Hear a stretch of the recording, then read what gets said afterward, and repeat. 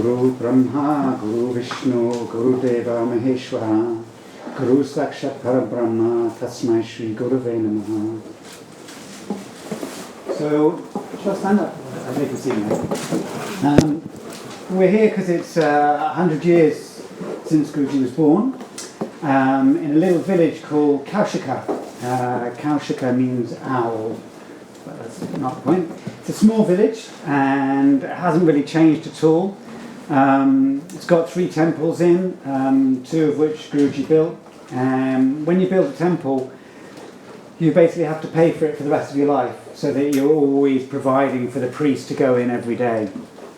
The house that Guruji was born in, my sort of most memorable thing about it was the front door was one solid piece of wood, and the hinges on it were still part of that wood. So there was no metal woodwork at all. There was no metal piece. It was all wood. So Guruji was born in 1915. When he was 12, he met his teacher, Krishnamacharya. And at the time, yoga was sort of frowned upon, and it was looked upon as something that people did, and it took them away from their family. So nobody really sort of was encouraged to do yoga. When Guruji was 14, he ran away from home, which was not advisable, but anyway, people do that. And he came to Mysore for the explicit reason to study Sanskrit. And there he sort of reconnected with his teacher, and he spent 23 years learning under Krishnamacharya every day. When I met Guruji, he was 80, and I was expecting this sort of, I don't know, Muhammad Ali guy sort of thing. He was a little short dude. And the sort of most amazing thing was the glint in his eye. He had something very special. And obviously he's given us something really special, this practice. Without him, we wouldn't be here today.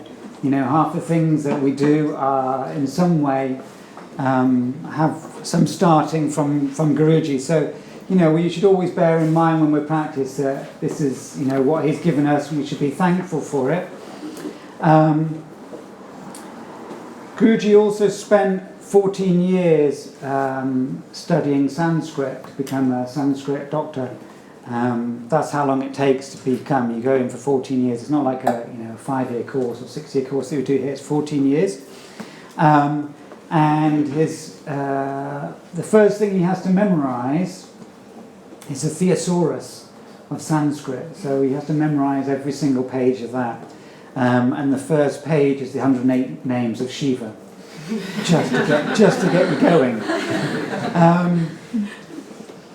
He arrived in Mysore with 2 rupees, which always sounds, well, that's nothing, but actually 2 rupees was probably quite a lot in those days. But that quickly ran out, and the only way to get food in those days was either through begging, which he did, and then eventually you get it at the canteen. There's a canteen at the Pathashala. The Pathashala is the Sanskrit school there. And to get the free food, you have to memorize the first 4 chapters of the Bhagavad Gita. So it's an inspiration being hungry. So that was his next task. Often when Guruji was giving conference or talks, he would quote some particular Yoga Sutra or something out of the Mahabharata or Bhagavad Gita. He would sort of reel through some card index till he got to the right one in his head, and then he'd bang it out.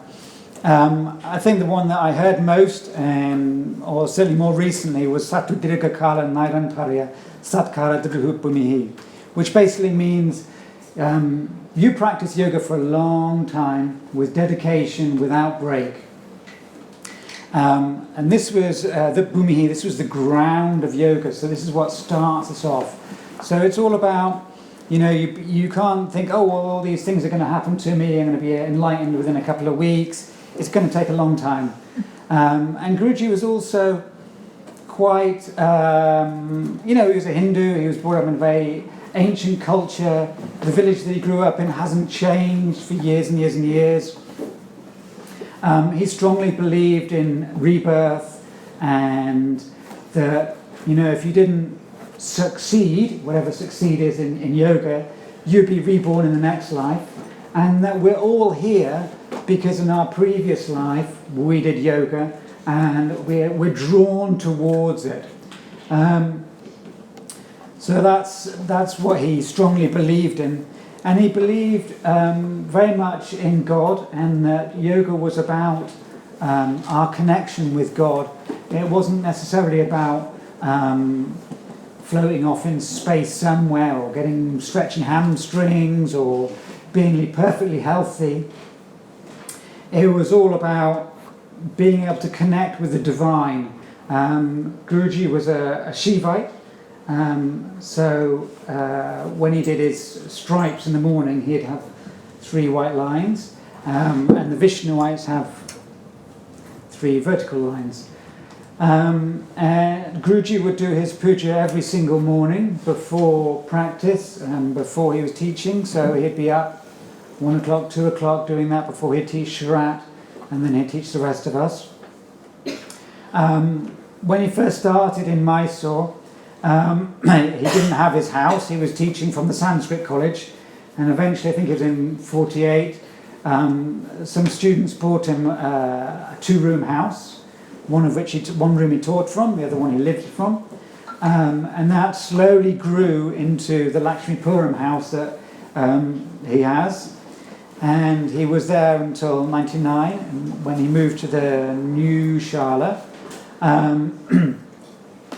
And obviously when we first started there was 8-9 people, and it's grown a lot. There's a lot more people now for some of you.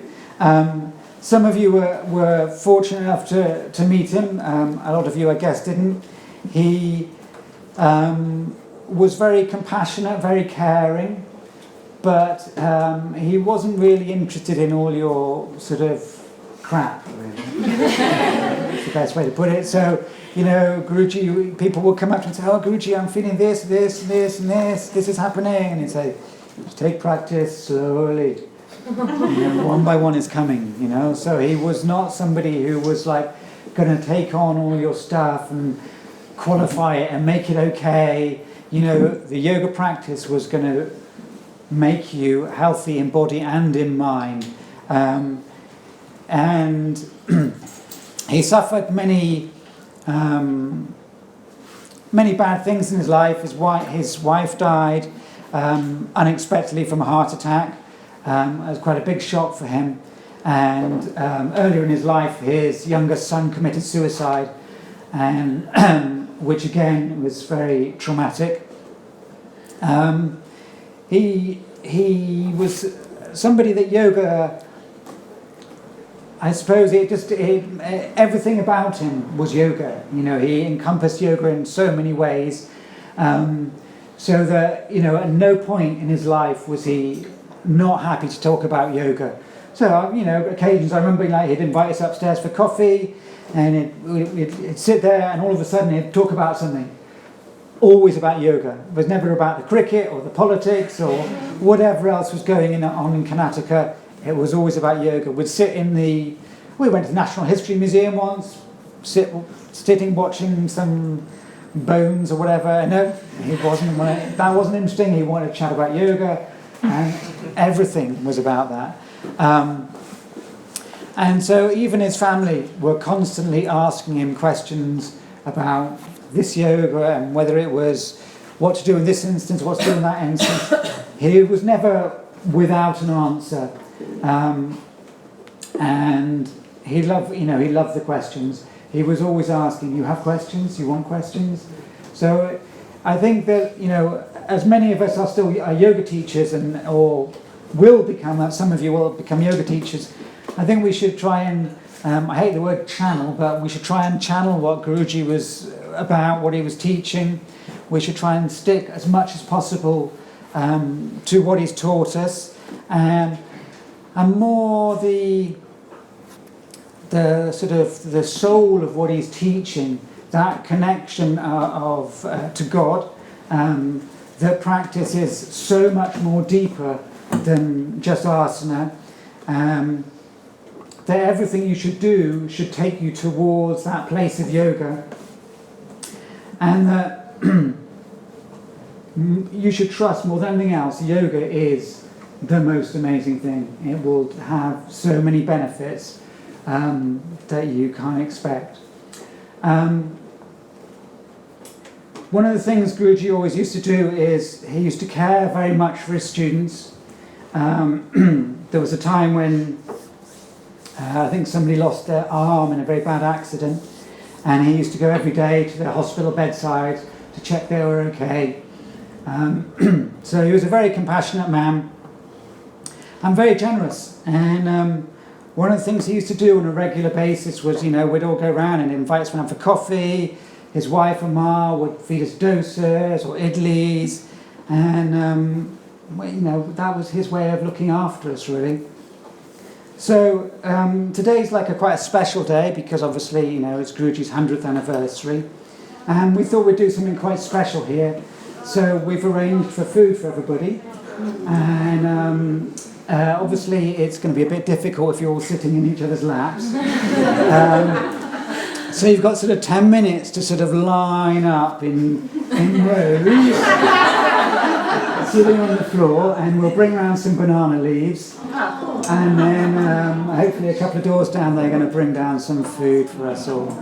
So you may need to use the other room as well, and it's on the house. So if you like sort of find some, if you get 4 rows here, 3 rows, and then 2 rows in the back, some here, and we'll squeeze you all in. And Brahmins in the other room.